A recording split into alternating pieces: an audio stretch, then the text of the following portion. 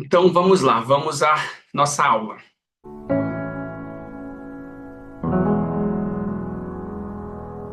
Um rápido índice que eu sempre coloco aqui para a gente saber quais são os tópicos que nós iremos abordar durante essa aula. Primeiro, a gente vai falar basicamente de uma introdução que eu sempre acho muito necessária fazer, refazer, reexplanar toda vez, que é psicanálise e neurociência. Por que que a gente está trazendo essa proposta, essa integração se faz tão necessária, em especial nesse momento contemporâneo, né? Após mais de 100 anos em que a psicanálise foi fundamentada, agora a gente propõe esse retorno às suas origens. Depois falaremos sobre a origem da neuropsicanálise, da onde nasce então esse conceito de neuropsicanálise, o que se fundamenta a partir agora do que a gente está chamando de neuropsicanálise, quais são as propostas que se modificam. Consequentemente, neurociência afetiva e psicanálise, fazendo uma reparação no sentido de que quando a gente fala de neuropsicanálise, a gente não está falando de estudar neurociências de forma geral e ser um psicanalista. A gente está falando de alguém que tem uma base, um conhecimento em especial da psicanálise, e aí se fundamenta especificamente em neurociência afetiva, e não especificamente em neurociências de forma gerais. Porque muito das neurociências, como a própria neurociência comportamental, não tem 2% de diálogo com os conceitos psicanalíticos. Então, até nisso a gente precisa estar atento, porque muitas pessoas que se intitulam neuropsicanalistas estudam neurociência, às vezes neurociência cognitiva, neurociência comportamental, e são psicanalistas. Então, isso a gente não entende como uma prática em neuropsicanálise. Tá? Depois falaremos sobre pulsão na psicanálise e, consequentemente, na neuropsicanálise. Então, fundamentalmente, esse é o conceito que nós iremos abordar aqui, e eu tenho muito o papel, né, a função de fazer vocês compreenderem esse conceito da pulsão, que eu acredito que a maioria já conheça dentro da psicanálise, e como que nós olhamos, fazemos o manejo, trabalhamos com esse mesmo conceito de pulsão, agora dentro da clínica neuropsicanalítica. Lembrando, tá, gente, que a neuropsicanálise ela não é uma outra abordagem que visa substituir a psicanálise, ela é a própria psicanálise, ela é um resgate às origens neurocientíficas da psicanálise. Então, não há nenhum conceito que a gente está falando, esse conceito aqui não existe, isso aqui não presta, isso aqui não existe. A gente está dizendo que existe agora uma fundamentação biológica para esse conceito e nós precisamos considerar esse conceito neurocientífico, porque é como o cérebro funciona, é como a mente funciona, como o organismo funciona, para além de um viés também observacional de pesquisa clínica, também um viés, né, neurocientífico. Depois falaremos sobre os 7 afetos fundamentais, que é uma das bases do que a gente mais tem trabalhado aqui, e eu sempre falo, refalo de novo, que vocês precisam dominar esses 7 afetos no quesito estruturas bioquímicas relacionadas, comportamento, contexto social, comportamental, relação a cada um desses afetos, porque esses afetos são a base do trabalho em neuropsicanálise. Então, não ao acaso, a psicanálise já olhava para o conceito de afeto e agora esse conceito de afeto leva também um peso neurobiológico. Depois falaremos sobre homeostase e regulação emocional, no ponto ali, caminhando para a ideia de pulsão de vida e pulsão de morte, que o Freud também já teorizou. Vou tentar explanar um pouquinho sobre o que é esse conceito, da onde o Freud tirou essa origem, embora eu acredito que a maioria de vocês já tenham esse conhecimento, mas da onde o Freud tirou a ideia de pulsão de vida, pulsão de morte. Então, pretendo clarear isso e fundamentar hoje no conceito do que a gente entende de homeostase, que se eu estou bem, eu tenho uma diminuição de tensão. Se eu estou mal, eu tenho um aumento de tensão, sofrimento, felicidade, pulsão de vida, pulsão de morte. Depois falaremos sobre afeto e as suas categorias. Aqui eu vou passar de forma bem rápida, só para que vocês consigam entender que quando a gente fala de neurociência afetiva, a gente está falando de afetos, mas não existem somente os afetos emocionais com os quais o psicanalista trabalha. Existem os afetos homeostáticos, os afetos sensoriais, assim como existe o conceito de afeto também na filosofia de Spinoza e por aí vai. Então, a ideia específica é de afeto emocional dentro do campo da psicanálise, que é onde nós trabalhamos, é o conceito a que nos interessa na prática clínica. Depois falarei sobre o papel, então, desses afetos agora emocionais, que é o que a gente trabalha dentro da prática clínica, como que a gente fundamenta isso, como que a gente trabalha um manejo terapêutico orientado especificamente para esses afetos, para esse conceito que a gente está revisitando aqui. Consequentemente, falaremos então desse processo entre o terapeuta, o analista e o analisando e o paciente, em que o terapeuta tem um vínculo formado com esse paciente e aí, consequentemente, esse analisando com o seu analista vai fazer uma troca, uma regulação emocional, que o paciente tende a repetir as mesmas dificuldades, os mesmos processos, o mesmo padrão de comportamento com a mãe, com o pai, com o mundo, com esse próprio analista, com esse próprio terapeuta. E depende do analista, do terapeuta, conseguir perceber essa repetição enquanto esse vínculo terapêutico está acontecendo. Por último, a gente encerra, como nós encerramos também a aula anterior, falando ali dos mecanismos de defesa. A gente falou na outra aula sobre a repressão, e aqui agora acho que a gente vai pegar um pouquinho mais, né, do que é um mecanismo de defesa que é totalmente, assim posso dizer, diferente do que a gente entende como repressão. Até então, a psicanálise clássica, por um viés mais observacional, uma pesquisa clínica, vai intuir que a repressão também é um mecanismo de defesa que está na mesma categoria. Não. A repressão é, de certa forma, um mecanismo de defesa, mas ela não se atém com aquilo que se apresenta na clínica, como o paciente trazendo, resistindo a criar um vínculo com o terapeuta, fazendo uma dificultação ali nesse manejo terapêutico, tá?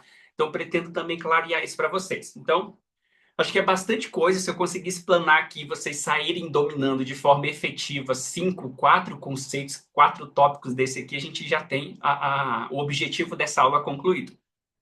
Então, falando especificamente do objetivo, eu sempre gosto muito de falar que ministrar uma aula de neuropsicanálise não é uma tentativa, de certa forma, de eu fazer vocês se converterem, a se tornarem, ou de certa forma levar em conta o que significa a neuropsicanálise, e aí, de certa forma, vocês passarem a ser um neuropsicanalista. Não é essa a ideia.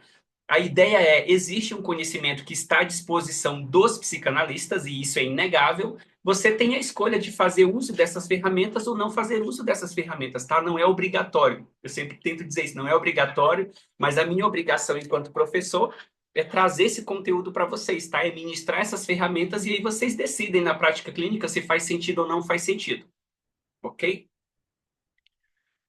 Mas basicamente, então, o objetivo é primeiro, refinar o olhar de vocês para entender que quando nós falamos de neuropsicanálise, nós falamos do diálogo entre a psicanálise e a neurociência afetiva, e não especificamente da neuropsicanálise com as neurociências de formas gerais, tá?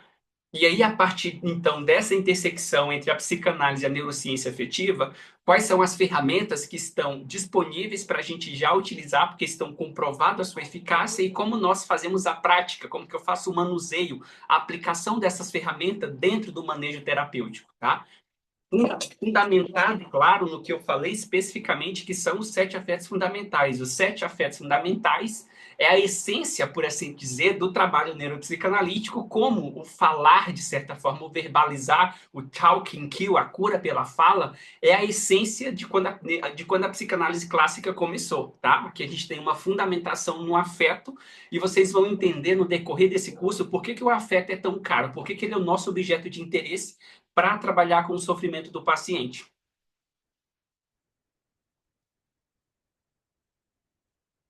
Vamos começar então tentando clarear uma coisa que eu já tinha dito numa postagem que eu fiz ontem na rede social, que é especificamente confirmar e afirmar quantas vezes forem necessário que, acho que eu passei aqui, que a psicanálise ela não é uma disciplina autônoma. A psicanálise não nunca foi uma disciplina isolada, ou seja, a psicanálise ela não nasceu pronta, ela não nasceu com todas as suas ferramentas, ela não nasceu com todas as suas técnicas, com todos os seus conceitos. A psicanálise ela se formou a partir do momento que o Freud começou, então, a estudar muitas áreas do conhecimento, não se atendo especificamente à neurologia, que era o que ele conhecia na época, mas o Freud começou a estudar a biologia, o Freud começou a estudar psicologia, o Freud começou a estudar filosofia, socialismo e assim sucessivamente. Freud estudou as teorias gregas, não acaso a gente tem também a ideia do complexo de Édipo, que parte especificamente dessa ideia grega. A gente tem a pulsão de vida, a pulsão de morte, que se atribui ao deus Eros, à representação de Thanatos. Então, o Freud bebeu em muitas outras fontes para constituir o que hoje nós chamamos de psicanálise. E a dificuldade disso é que Aos psicanalistas entenderem ou quererem defender a ideia de que a psicanálise é uma disciplina autônoma e praticamente isolada, a gente está se recusando a reconhecer as bases que formaram a própria psicanálise.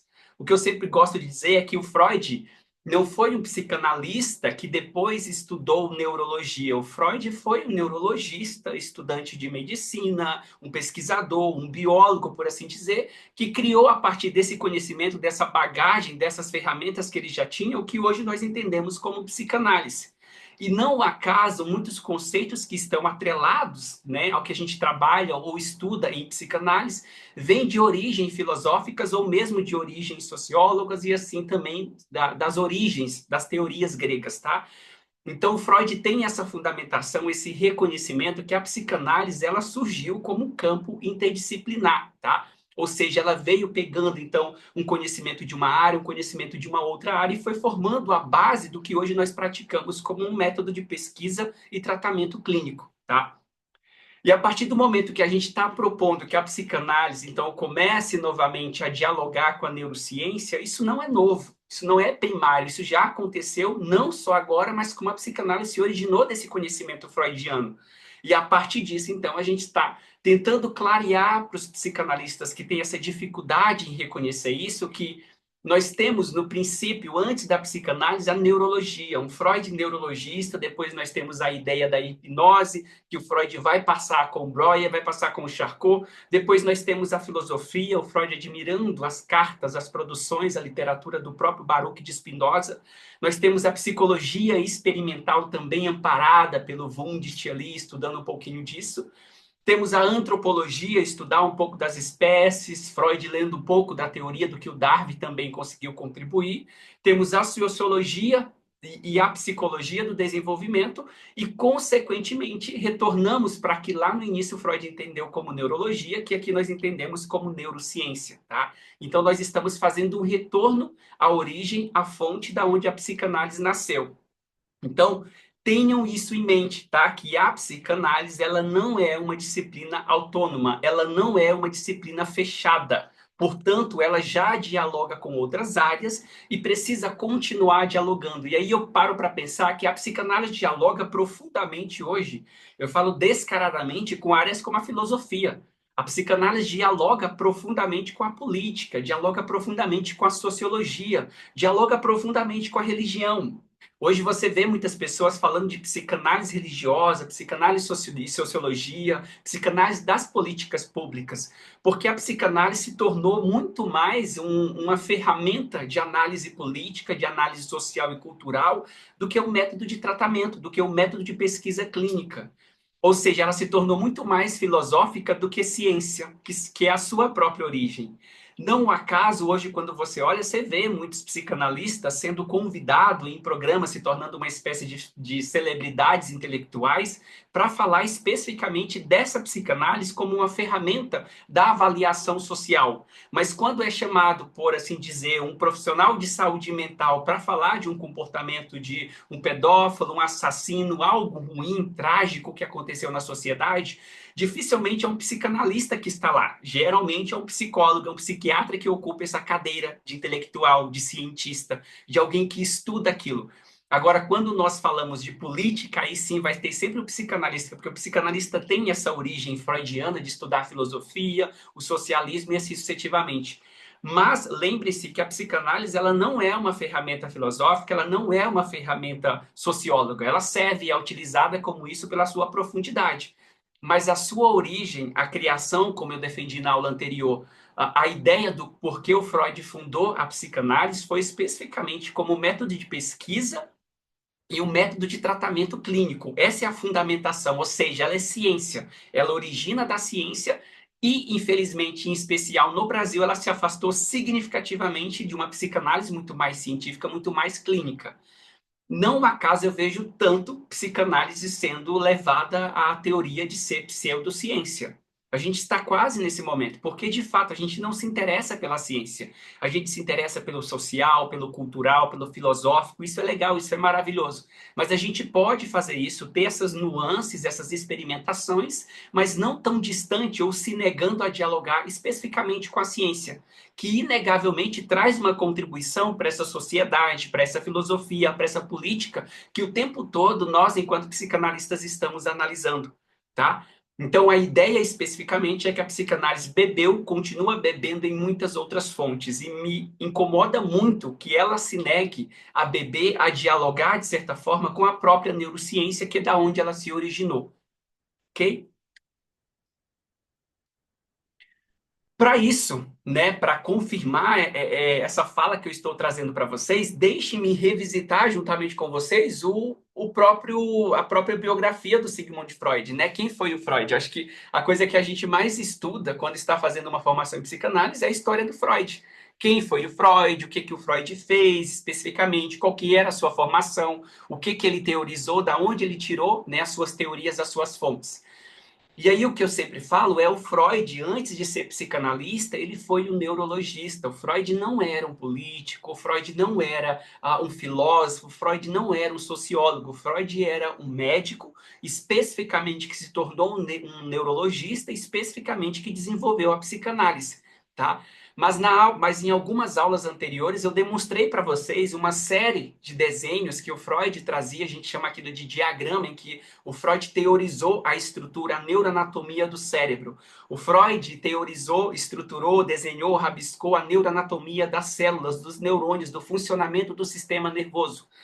O Freud, enquanto acadêmico, pesquisador, estudou, para você ter uma ideia, o sistema nervoso de enguias, estudou o sistema nervoso de um crustáceo chamado lagostim. O Freud estudou o cérebro, ele estudou fetos humanos. Então, o Freud era um nato pesquisador. Ele buscou de forma incansável, para vocês terem uma ideia, uma fundamentação para os conceitos que ele criava em psicanálise. E aí eu vejo muitas pessoas dizendo que o Freud abandonou, deixou de lado o campo da pesquisa porque ele precisava de dinheiro e tinha que se casar. Especificamente não foi esse, assim, fundamentalmente a origem ou a causa, a razão pela qual o Freud abandonou, entre aspas, abandonou. O Freud deixou de lado, por assim dizer, as pesquisas em neurociência, a pesquisa em biologia, o sistema nervoso, aquilo que ele gostava de teorizar. Tanto que muitos anos antes o Freud continuou fazendo rabisco. Ele teorizava, por exemplo, o caso do pequeno Hans, e o Freud desenhava, ele fez diagramas do que estava acontecendo, especificamente no caso do menino Hans, de um ponto de vista neurobiológico, do ponto de vista neurocientífico. O Freud trazia essas teorias. Então, se ele teorizava sobre o conceito de pulsão, o Freud rabiscava, tentava visualizar essa ideia a partir desse olhar muito mais neurocientífico, muito mais neurologista. Ele fez isso. Acho que umas outras aulas eu demonstrei uma série de desenhos de diagramas para o Freud. Tem um livro que eu recomendo muito que vocês adquiram, um livro chamado da Neurologia à Psicanálise, ou da Neurologia à Neurociência, e lá vai conter uma série de desenhos, diagramas que o Somos pegou dessas traduções do Freud e trouxe à tona, assim, jogou para a humanidade conhecer o Freud pesquisador. É um livro maravilhoso que recomendo muito que vocês adquiram, tá? Então, fundamentalmente, o Freud era um pesquisador. O currículo do Freud aponta um acadêmico de medicina, um pesquisador, um teorizador, mas muito mais levado para esse campo da ciência. A partir do momento que o Freud percebe, então, que eu não consigo continuar teorizando, eu não consigo comprovar aquilo que eu estou estudando. Esse indivíduo tem um comportamento elevado para a agressividade, elevado para o ódio. Esse indivíduo tem um comportamento muito mais elevado para a sexualidade, para o vínculo. Eu não consigo comprovar essas teorias a partir desse viés neurocientífico. A partir desse momento em que eu consigo ver esse organismo funcionando e, ao mesmo tempo, estar estudando esse indivíduo vivo. O estudo no tempo do Freud era pós-morte, o indivíduo morreu, olhava-se então para aquele cérebro, olhava então para aquele organismo.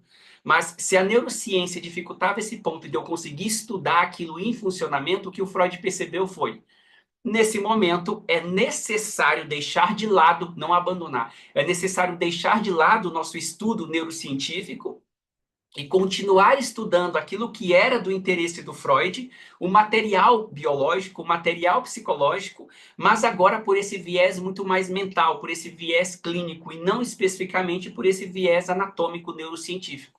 Então, não é que o Freud desistiu, se desinteressou por aquilo, é que as limitações tecnológicas da época dele, de fato, não permitiam que ele continuasse ampliando as teorizações que ele estava formulando, aquilo que ele pensava sobre o indivíduo que estava à sua frente.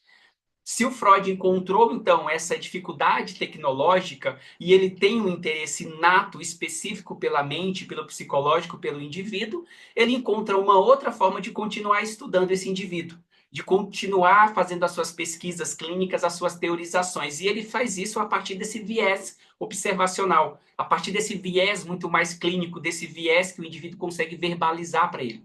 E aí o Freud começa, então, a formular vários conceitos. Mas antes disso, a gente viu isso numa aula anterior, o Freud deixa uma frase, ele deixa duas afirmações, ele deixa em 1915 e deixa em 1920 as seguintes afirmações.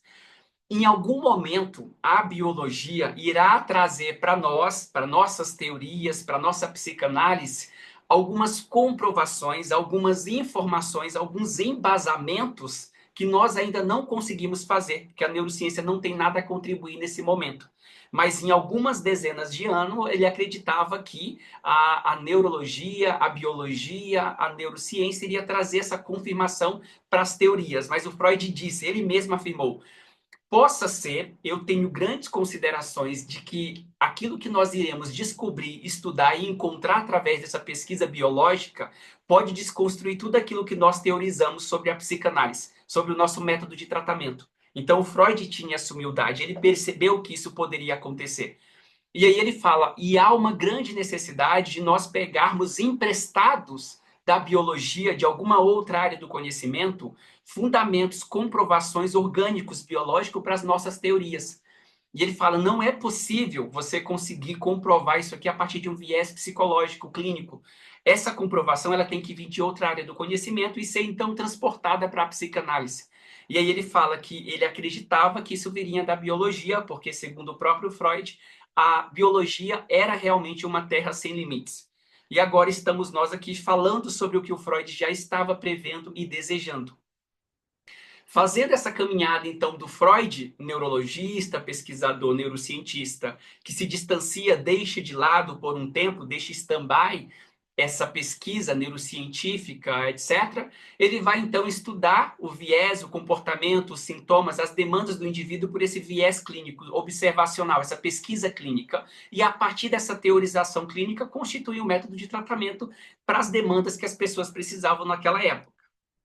Isso de lado, stand-by, está ali. Depois de algum tempo, né, a gente vai olhar ali um pouco antes, entre 2000, um pouco antes de 2000, Mark Sommons, que é um psicólogo com formação em neuropsicologia, e também a mulher dele, psicóloga Kaplan, né, que é conhecida Karen Klappa, então começam a estudar esses conceitos do Freud à luz agora da neurociência. E o que eles descobrem é que a neuropsicanálise serve muito bem para lidar com pacientes que apresentam uma lesão cerebral, ou seja, esse indivíduo, agora conseguimos olhar para ele a partir dessa tecnologia que está presente, que não estava presente para o Freud, e a gente consegue comprovar que quando ele tem uma lesão, ele muda o seu comportamento, mas isso não anula a subjetividade que está presente nesse indivíduo. A sua mente faz um esforço gigantesco para continuar funcionando, para continuar buscando a sua homeostase. Então, a Karen Kaplan Somos e o Mark Somos, então, fundamentam um resgate neurocientífico para a psicanálise. Inicialmente, em 2000, a psicanálise, então, começa a se interessar pelos pacientes que apresentavam essas lesões cerebrais. Então, o início da neuropsicanálise vem desse viés, olhar para os pacientes que apresentam uma lesão cerebral. Mas o interessante é que o Mark Sommers, como sendo o tradutor oficial do Freud por mais de 40 anos, traduzindo todo o trabalho, né, psicológico e o trabalho neurocientífico do Freud, ele consegue então olhar para o conceito de sonhos que o Freud havia falado há muito tempo, defendido que era uma via para acessar o inconsciente, uma manifestação do desejo e, consequentemente, também a preservação do sono, e ele comprova isso. O Freud tem razão. De fato, aqui agora, olhando pela metodologia neurocientífica, o sonho ele tem a função principal de conservar o sono que o indivíduo está tendo. E um outro ponto é que o sonho, de fato, é a realização de um desejo, porque durante o sono, a estrutura que mais se ativa neuroanatomicamente no cérebro do indivíduo enquanto ele sonha é o sistema de recompensa ou o sistema psíquico, ou seja, há uma grande quantidade de liberação de dopamina enquanto o indivíduo está sonhando. Nesse momento, então, os olhares se voltam novamente para a psicanálise e aí o Mark Somo, junto com a esposa dele, pensa: então vamos estudar outros conceitos do Freud à luz da neurociência? Vamos olhar para os conceitos que o Freud criou e ver qual desses conceitos a gente consegue confirmar, comprovar, construir, de certa forma, evidenciar uma base neurobiológica para elas? Então, essa é a proposta deles, tá? Inicialmente, a neuropsicanálise nasce resgatando esse Freud, pesquisador neurocientista, começa a atender, olhar, respeitar, considerar a subjetividade que ainda existe nos pacientes com essa demanda, com essa lesão cerebral, e aí, consequentemente, agora eles querem ampliar, então, esse olhar neurocientífico da psicanálise para pacientes que não apresentam lesão cerebral. E aí se fundamenta, então, o primeiro congresso em 2000 de neuropsicanálise, onde grandes nomes como Jack Panksepp, Eric Kandel, todos estiveram presentes para falar sobre o diálogo entre a psicanálise e a neurociência. Tá? Caminhando agora adiante, então a gente conseguiu comprovar lá a questão do sonho, a gente conseguiu agora pesquisar, a gente consegue olhar conceito de pulsão, a gente consegue olhar conceito de repressão, inconsciente, consciente, o id, o ego, o superego, por um viés neurocientífico, ou seja, eu consigo ver o cérebro desse indivíduo em funcionamento enquanto ele está vivo e consigo construir as minhas teorias e buscar uma comprovação para essas teorias, que desde o início Freud se interessou, mas não conseguiu buscar aquela comprovação para aquelas teorias, então ele permaneceu na pesquisa clínica. A pesquisa clínica, ela é maravilhosa, mas ela está suscetível a um erro muito grande, porque depende da interpretação do analista ali. Por isso, não há acaso, diversas vezes o Freud revisitou conceitos que ele tinha criado, modificou esses conceitos, trouxe outras considerações.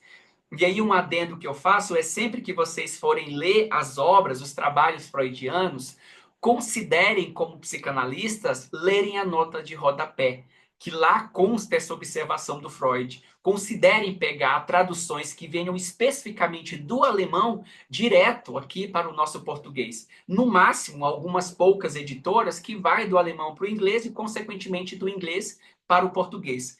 Mas muitos conceitos do Freud foram distorcidos quando vieram do alemão para o inglês, para depois do inglês vir para o português. Então, uma confusão gigantesca que alguns psicanalistas tendem a usar a respeito de palavras que existem no alemão e o Freud não usou essas mesmas palavras no alemão, tá?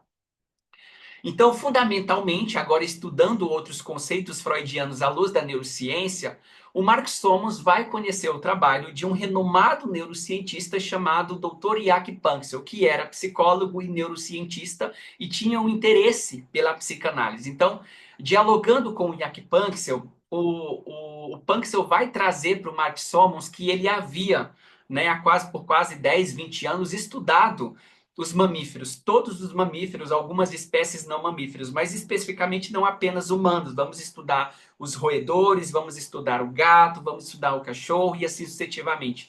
Então, fazendo esse estudo, o Jack Panksepp fundou, né, trouxe esse conceito dentro desse campo, desse grande guarda-chuva, dessa recente neurociência, que é especificamente a neurociência afetiva. Então, hoje nós temos, por exemplo, a neurociência cognitiva, nós temos a neurociência comportamental, temos a neurociência computacional, a neurociência biogenética, a neurociência da epigenética e assim sucessivamente. Então, existe um grande grupo, né, de neurociências, de campos subdisciplinares dentro desse guarda-chuva da recente neurociência. Se nós, enquanto psicanalistas, fôssemos, por exemplo, olhar para os estudos, para o objeto de interesse que a neurociência cognitiva ou que a neurociência comportamental tem, nós poucos teríamos ali alguma contribuição, alguma comprovação das teorias freudianas, porque não é de agora que o cognitivismo, que o comportamentalismo é tão distante, por assim dizer, da psicanálise, tá? Isso já remonta desde o início lá do Freud. Então, descobrindo isso, essa pesquisa desse doutor Jack Panksepp, o Mark Somos, então, convida ele para o congresso, o primeiro congresso de neuropsicanálise, e eles começam a ter uma relação bastante próxima. Nessa relação bastante próxima, então, o Jaak Panksepp faz a divulgação, ele traz à tona esse livro dele maravilhoso, chamado Effect on Neuroscience, ou seja, neurociência afetiva, onde ele vai dizer que há uma fundamentação, há uma existência, um quê de igualdade no sistema emocional cerebral de todos os mamíferos, que não é diferente entre o ser humano e o macaco, que não é diferente de um macaco para um cachorro e que não é diferente de um cachorro para um ser humano. Isso significa dizer que os sentimentos que eu sinto, o meu cachorro sente e o macaco sente, são uma espécie de bússola, uma espécie de guia que faz com que o animal consiga suprir as suas necessidades e, ao mesmo tempo, conseguir sobreviver nesse mundo com várias ofertas prejudiciais e ameaçadoras. Então, o medo que eu sinto, a fome que eu sinto, a necessidade de vínculo que eu sinto, o cachorrinho, o gato que você tem em casa, também sente. E aí lembra quando o Freud disse lá atrás há um tempo que o ser humano compartilhava de desejos, instintos animais que estavam presentes também nos outros animais, não somente no humano e não somente no cachorro? E aí o Freud sofreu duras críticas. Então, o que o Jaak Panksepp está dizendo aqui é que o que o Freud afirmou lá, que sim, nós temos comportamentos animalescos, nós temos comportamentos animais, instintos, etc., é real. E existe não só uma teorização que o Freud percebeu clínica, observacional, mas existe agora uma neurobiologia, uma neuroanatomia, uma bioquímica, uma neurofisiologia que comprova essa teoria do Freud, tá? E aí, propondo então isso, o Jaak Panksepp faz esse empréstimo da neurociência afetiva à psicanálise. E nesse primeiro congresso ele traz então essa contribuição. E o que o Mark Somos, que é o cara que cunhou o termo neuropsicanálise, vai dizer é que esse conceito especificamente dos 7 afetos fundamentais dialoga especificamente com um outro conceito que o Freud havia criado, que é o conceito de pulsão. E aí vocês vão entender por que, que o Freud criou esse conceito de pulsão, da onde ele tirou essa ideia de pulsão e significativamente como que isso se conecta agora com uma origem, com uma validação neurobiológica determinada ou traga de certa forma pela neurociência afetiva, tá? Deixa eu tomar uma água.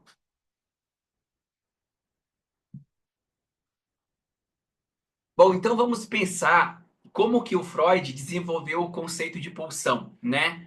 O Freud tem lá uma ideia em um dos seus textos que eu gosto muito, chamado Para Além do Princípio do Prazer. Né? O Freud escreve sobre pulsão Para Além do Princípio do Prazer, e a gente precisa considerar que o Freud, como eu disse, ele, para criar a psicanálise, fundamentar, desenvolver, ampliar a psicanálise, constituir os seus conceitos, ele estudou, né, e bebeu em muitas fontes.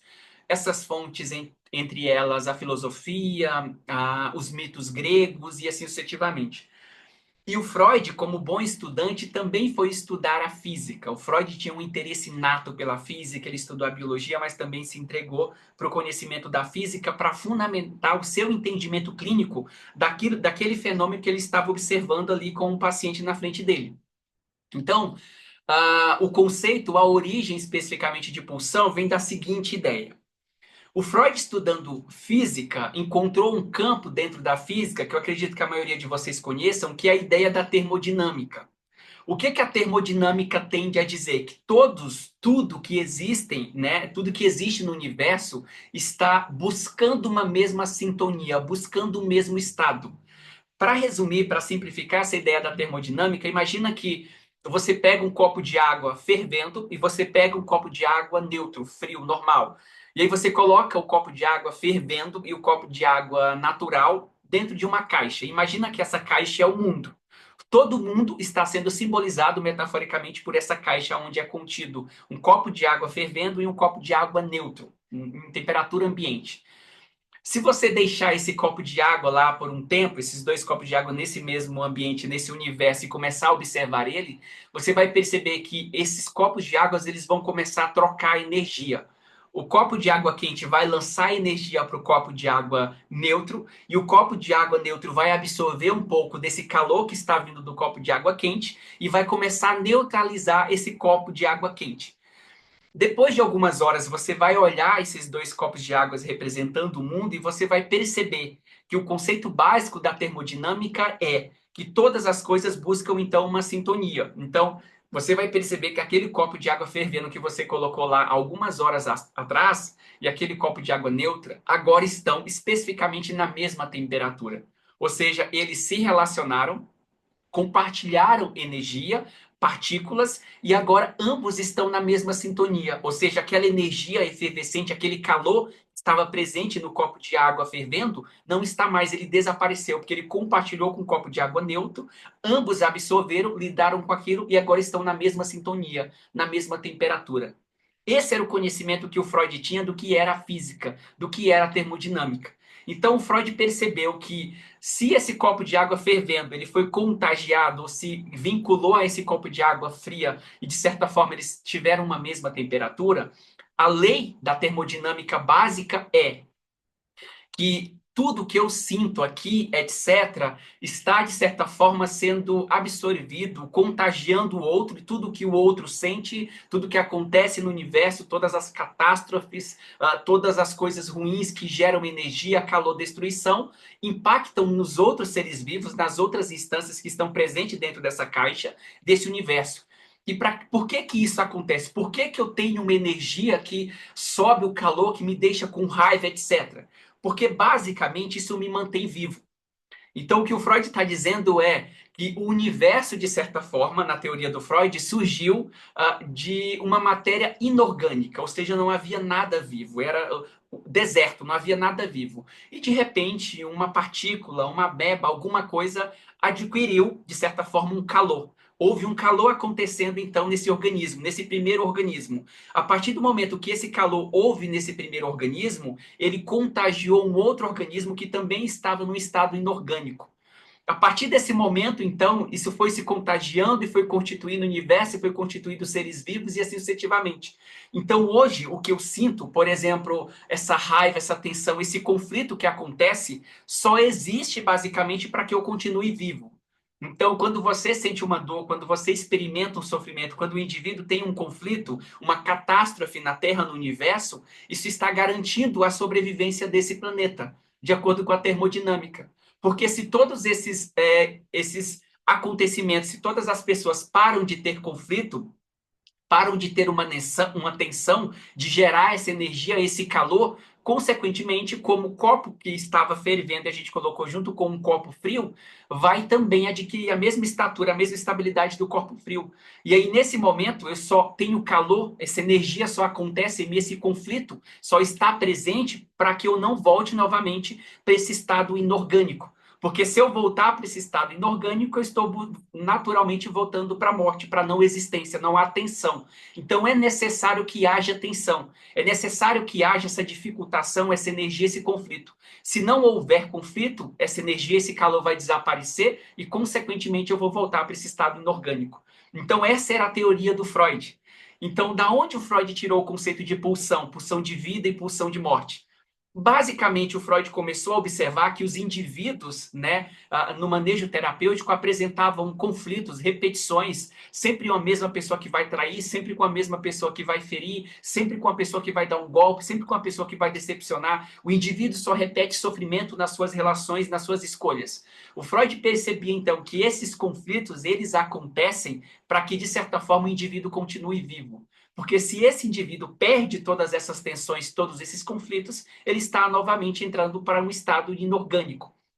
E aí a ideia que ele está tentando dizer é que todos os indivíduos têm dualidades. E aí, claro, eu tenho que validar o conceito do Freud, porque o Freud se pega muito nessa ideia do dualismo. Ele traz muito dualismo para todas as suas teorias. Ele traz o dualismo para suas teorias de repressões, de mecanismo de defesa, e fazendo, bebendo nessa fonte do dualismo, o Freud vai conceituar, então, a ideia de pulsão de vida e pulsão de morte. Essa pulsão de morte, essa destrutividade que você sente, etc., é o que gera conflito. Isso aqui que gera conflito, de certa forma, está mantendo você vivo. Essa pulsão de morte, na nossa metáfora, seria o copo de água fervendo. A partir do momento que esse copo de água fervendo para de ferver, para de ter conflito, para de ter sofrimento, a consequência é que ele vai para um estado, a pulsão de vida, inorgânico. E aí, lembra da teoria do Freud lá do estado de nirvana, que é esse estado de não tensão, esse estado de não conflito? Que vem da ideia também do budismo, Para o Freud, isso é todos os indivíduos tendem a caminhar para a pulsão de morte. Todos os indivíduos tendem a buscar esse estado de nirvana, que é esse estado de não conflito, esse estado de não sofrimento. Mas ao mesmo tempo que os indivíduos buscam esse estado de nirvana, de não conflito, se ele acontece, se a gente alcança aquilo que a gente busca, esse estado de nirvana, de não conflito, basicamente a gente não existe. Basicamente não há morte, basicamente não há vida ali, não há conflito. Tá? Então, daí vem essa ideia dual do Freud da pulsão de morte, fazendo a gente ter calor, fazendo a gente ferver, e a pulsão de vida tentando amenizar isso para que não haja o sofrimento, e, consequentemente, tentando levar a gente para esse estado inorgânico. Tá? Essa é a teoria da onde o Freud, então, fundamenta especificamente a pulsão de vida e a pulsão de morte. Conceito básico da termodinâmica, tá? E aí notem que o Freud percebeu isso, tá? Não através da biologia. Ele buscou, bebeu na fonte da física, mas olhando para o indivíduo, para o ser humano, o que o Freud fez foi dizer: o ser humano que está ali repetindo esses padrões, etc., eles também se encaixam, ele também é parte desse universo, ele também é parte desse animal, desse todo que constitui o lugar onde nós vivemos.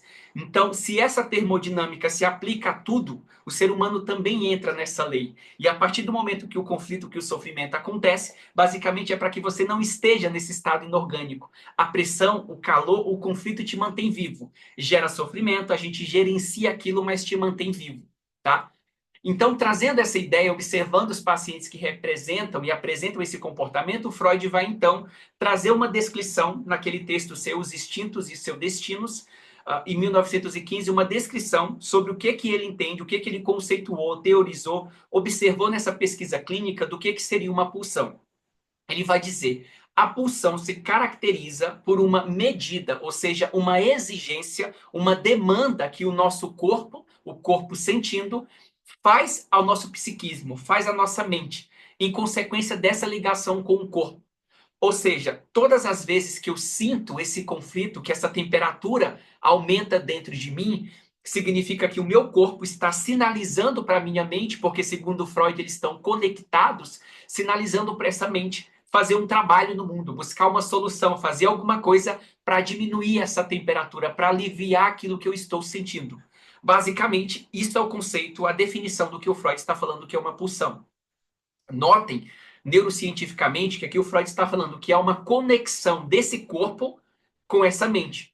Que há uma conexão, uma consequência, essa demanda, esse trabalho só é dado, só é feito essa exigência à mente porque o corpo está conectado a ela. O Freud não faz essa separação, tá? Então, no momento especificamente que esse corpo sente alguma coisa, uma demanda, uma necessidade, ele vai sinalizar para a mente: ó, preciso que você faça um trabalho para suprir a minha necessidade. Ou seja, as pulsões são algo que nós sentimos. Você sente a pulsão. E a partir do momento que você sente a pulsão, você vai fazer um trabalho no mundo para atender a demanda que o teu corpo está fazendo à mente. Tá? Isso é o conceito de pulsão para o Freud. Não ao acaso, nós já estudamos isso também, né, na aula anterior, sobre o que é essas demandas. A gente constituiu isso através especificamente dos 7 afetos fundamentais. O que eu estou dizendo aqui de forma mais clara? Gente, eu estou trazendo nas palavras e nos estudos neurocientíficos que as pulsões, lembra a pulsão de vida, a pulsão de morte, que o Freud teorizou na neuropsicanálise, agora fazendo essa revisitação, esse conceito, entendemos não apenas em um viés clínico, observando o paciente num viés de pesquisa observacional, mas também através de um método neuroanatômico, neurocientífico e biológico e fisiológico, que esses conceitos de pulsão se enquadram perfeitamente, se aproximam de forma muito semelhante ao que o Jaak Panksepp definiu como 7 sistemas fundamentais. Lembra aqueles conceitos, aquelas necessidades que estão presentes em todos os animais e que o Freud já tinha falado, e não apenas no ser humano? Aquela necessidade de sexo, aquele comportamento animal, aquele comportamento intrínseco de fazer alguma coisa, de tentar buscar alguma coisa, e essa coisa que você busca, ela nunca cessa? É isso que o Jaak Panksepp está comprovando. Basicamente, o Jaak Panksepp está dizendo: sabe aquilo que o Freud chamou de pulsão? Então, nós encontramos a neurobiologia, nós encontramos a base biológica, fisiológica, neuroquímica para o termo, para o conceito freudiano de pulsão. Mas esses conceitos, eles não são especificamente apenas duas pulsões. Não é pulsão de vida e pulsão de morte. Eles são mais do que o Freud conseguiu observar. Mas também venhamos e convenhamos, né? Como que o Freud iria conseguir categorizar cada um desses sete afetos se ele não tivesse as tecnologias que o Panksepp teve?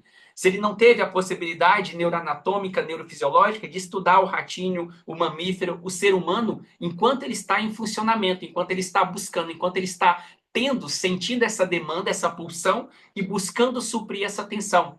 Tá? Então, nesse sentido, o Jaak Panksepp tinha ferramentas que o Freud não tinha.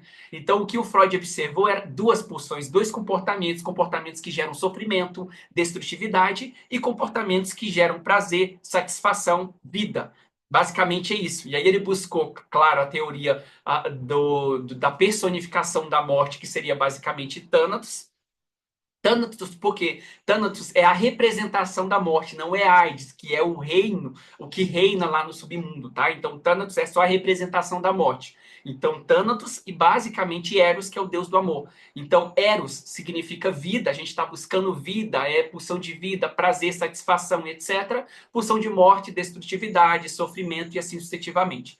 Então, essas duas pulsões, elas são categorizadas agora neuropsicanaliticamente como sete afetos fundamentais. Então, você não tem só pulsões, comportamentos, motores motivadores que te fazem buscar sofrimento. Você tem também motores que te fazem buscar prazer. Na verdade, todas as vezes que você sente isso, essa pulsão de morte, esse sofrimento, essa pulsão, esse instinto, esse afeto, essa necessidade que você sente, faz você buscar solução para aquilo que você está sentindo. Tá? Então, entre esses sete afetos, que nós já estudamos no nosso curso aqui, cada um deles, a gente estudou os sete, olhando a história, o contexto cultural, a neuroanatomia, a bioquímica, a fisiologia. A gente tem tudo isso e até os comportamentos e algumas patologias que estão atreladas aos desequilíbrios desses sistemas afetivos. Tá? Então, o lust, que é o desejo sexual, o panic grief, que seria o vínculo, o rage, que é a raiva, o care, que é o cuidado, o seeking, que é a busca, a novidade, a antecipação, o fear, que é o medo, o play, que é a brincadeira e a dominância. Então, existem no cérebro de todos os mamíferos, assim como no nosso humano, circuitos emocionais que já foram mapeados, identificados, bioquímicas relacionadas a esses. Acho que alguém mandou aqui uma mensagem, só um instante. O desgaste a gente não está abordando aqui, Dagmar, porque não acho assim relevante no sentido de que a gente fez já uma fundamentação, toda a literatura que você vai buscar vai ser basicamente em cima desse set, né? Não foi conceitualizado ainda, então eu vou manter ele por aqui, tá? Mas ele entra como um afeto, assim, ainda não especificamente emocional, mas já entra como um afeto homeostático. Eu vou citar ele aqui. Então, basicamente, nós temos então no cérebro esses sete sistemas afetivos, esses circuitos, essas bioquímicas, e cada uma dessas bioquímicas, gente, ela apresenta um sintoma diferente. Você sente uma coisa diferente. Para além desse sintoma, dessa fisiologia, dessa neuroquímica e dessa estrutura, você tem um comportamento que também é derivado, que também representa esse afeto, essa necessidade, tá? E aí, basicamente, a gente vai entrar no conceito da neurociência afetiva para entender a categoria, como que é categorizado, como que se subdivide, tá?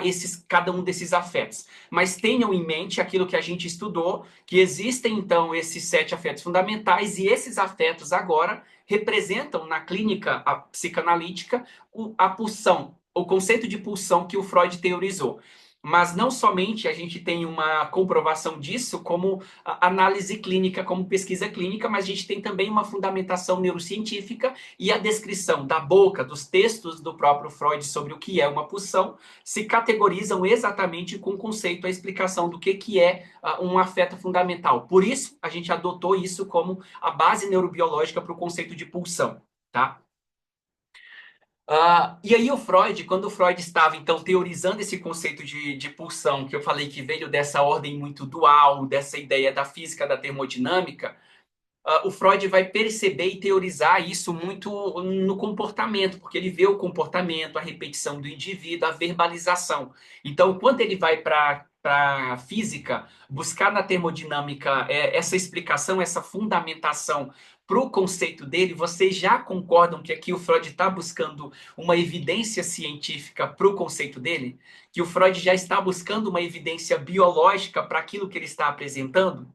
Um outro ponto que o Freud é muito criticado pelos pós-freudianos e por aqueles colegas que, de certa forma, não concordavam com esse conceito de pulsão de vida, pulsão de morte, é que o Freud traz um olhar muito mais biológico a partir do momento que ele fala que isso está presente não somente nos humanos, mas está presente também nos outros animais. E ele está constituindo essa ideia mais biológica, o que incomoda alguns dos psicanalistas daquela época.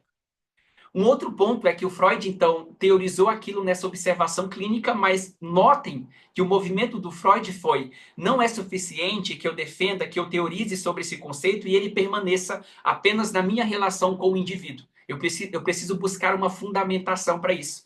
E aí, de forma belíssima, o Freud foi buscar isso na termodinâmica, mas quando nós olhamos agora esse mesmo conceito, fazendo a mesma pesquisa que o Freud, mas agora com uma possibilidade tecnológica muito maior que não estava presente para o Freud, a gente consegue perceber que esses afetos, ou melhor, essas pulsões, elas não têm apenas um comportamento, de certa forma, observável. Não é só observar o que o indivíduo está repetindo, o que ele está fazendo.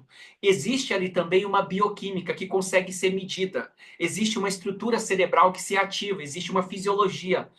Quando você sente, por exemplo, necessidade de vínculo, você sofreu um rompimento de vínculo, no seu cérebro é descarregado uma bioquímica chamada kappa-opioide. Esse kappa-opioide, ele chega no cérebro, cai na corrente sanguínea e você sente dor, você sente sofrimento, semelhante à dor física. Então, o que a gente está dizendo aqui, ó, além do que você consegue observar com o paciente na clínica, existe uma fundamentação para dizer que ele está sentindo falta disso. Não é falta especificamente, sei lá, de sexo, não é falta de comida, porque se fosse comida, sexo seria bioquímica, estruturas diferentes. Então, o que ele está sentindo é especificamente vínculo.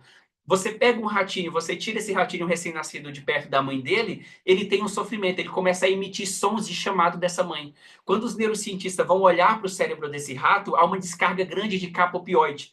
Quando você pega, por exemplo, crianças que nasceram, etc., e os pais vieram a falecer, você estuda essas crianças em orfanatos, você percebe que há uma sensibilidade para esse capa-opioide no cérebro dessas crianças. Quando você aproxima novamente esse ratinho, essa criança, etc., está no lado adotivo alguns anos depois, você percebe que essa quantidade de capa-opioide diminui. Ou seja, existe uma comprovação para quando a gente fala que há uma pulsão que induz o indivíduo a buscar um vínculo na vida, que induz ele a buscar um mecanismo de se sentir pertencente a alguma coisa, tá? Então, além de ter essa bioquímica relacionada a essa estrutura, existe uma fisiologia. O que é a fisiologia? Quando eu tenho rompimento de vínculo, eu sinto um desânimo, eu me fecho para a vida. Primeiramente, eu tenho um desespero, uma negação, um sofrimento desesperado, um pânico, panic grief para aquilo. Depois eu entro no grief, depois eu entro no luto, em que eu me fecho, a conhecida depressão. Fazer depressão na vida significa estar experimentando um rompimento de vínculo. Não um rompimento de vínculo especificamente entre eu e uma pessoa. Pode ser um rompimento de vínculo de um ideal, um rompimento de vínculo de um objeto, um rompimento de vínculo de um planejamento, de um ideal do eu que eu achei que era, etc. Isso também é, de certa forma, constituído pelo panic grief, tá? Então, a ideia é, nós encontramos, então, a teorização do Freud sobre pulsão, a pulsão existe. Não duas, mas sete. Mas nós temos, além do que é observável na clínica, que o analista pode estar lá pesquisando, observando, uma ordem biológica, uma ordem fisiológica, uma ordem neuroanatômica que constitui o conceito de pulsão. Então, vocês percebem como que a neurociência traz essa comprovação, e isso aqui não foi investigado em décadas por qualquer tipo de neurociência. Foi apenas a neurociência afetiva que se propôs a estudar esse campo. E é por isso que ela constitui a base da neuropsicanálise. Quando você se intitula um neuropsicanalista e você está trabalhando a partir da neurociência cognitiva ou da neurociência comportamental e não tem a base da neurociência afetiva, você está fazendo psicanálise e neurociência, e não especificamente neuropsicanálise, que é a junção da psicanálise com a neurociência afetiva, tá? Então, a neuropsicanálise, ela propõe um trabalho que permeie, que esteja envolto desses afetos, ou especificamente dessas pulsões, tá bom? Então, ou seja, agora nós temos o conceito de pulsão ampliado de 2 para 7 e nós temos uma comprovação, uma evidência, uma base científica, neurocientífica, biológica, fisiológica comportamental e psicológica para todos esses conceitos. Para a pulsão de busca, para a pulsão de vínculo, para a pulsão de medo, pulsão de raiva e assim sucessivamente. Deixa eu dizer agora, eu vou tentar aqui metaforizar, porque não é uma comprovação, mas eu vou metaforizar esse gráficozinho aqui da homeostase para que vocês consigam entender.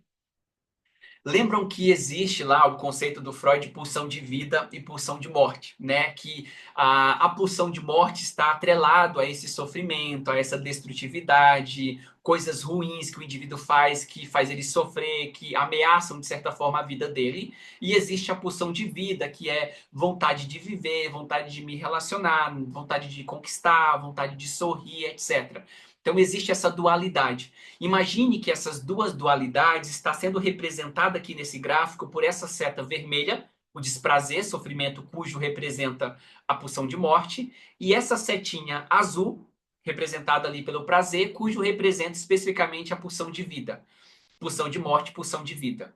E existe aqui, basicamente, o estado de nirvana, tá? Para metaforizar seria isso. Então, todas as vezes que você tem uma necessidade de vínculo, ou que você tem uma necessidade de alimento, você sente fome, ou você se sente desconectada do seu parceiro, desconectada do seu grupo, desconectada dos seus amigos ou da própria sociedade, não estar conectado, não pertencer, não estar em grupo, para os mamíferos, especificamente para os mamíferos, significa ameaça, significa morte. Porque se eu não estou conectado, eu estou vulnerável. E aí, nesse sentido, quando eu sinto o capa opioide descarregando no cérebro daquela criança, quando eu sinto o capa opioide descarregando no cérebro daquele ratinho que foi tirado da mãe recém-nascido, nesse sentido ele está se aproximando, ele está indo para esse lado do pulsão de morte. É pulsão de morte porque ele sofre.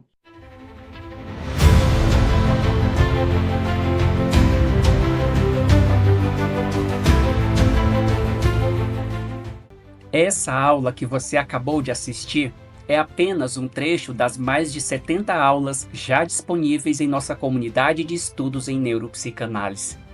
Na nossa comunidade, exploramos uma diversidade de temas como depressão, ansiedade, relacionamentos e muito mais, sempre com foco em demandas clínicas e na integração entre a psicanálise e a neurociência afetiva.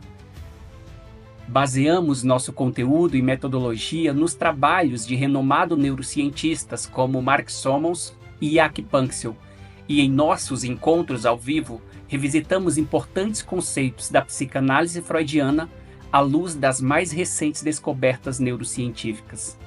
Portanto, se você é psicanalista, terapeuta ou profissional de saúde mental e busca um conteúdo realmente claro, didático e transformador, fundamentado nas mais recentes descobertas neuropsicanalíticas, junte-se à maior e mais acessível comunidade de estudos em neuropsicanálise do país.